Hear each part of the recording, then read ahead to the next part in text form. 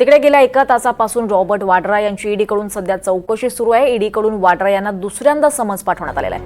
8 एप्रिलला ईडी चौकशीसाठी हजर न राहिल्यानं आता पुन्हा त्यांना समन्स पाठवण्यात आलं आहे। गुरुग्राममधील एका जमिनीशी संबंधित प्रकरणात चौकशीसाठी हे समन्स बजावलंय।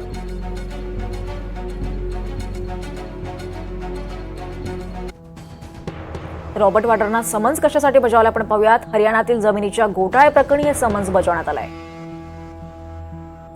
हरियाणाचे तत्कालीन मुख्यमंत्री भूपेंद्र सिंह हुडांना वाड्रांच्या कंपनीला जमीन दिली। व्यावसायिक कॉलनीसाठी विकसित करण्याच्या उद्देशानं 2.70 एकर जमीन दिली। 2012 मध्ये ही जमीन 58 कोटी रुपयांना डीएलएफला विकली। कमी किमतीत दिलेली जमीन विकून कोट्यवधी कमावल्याचा वाड्रांवर आरोप आहे।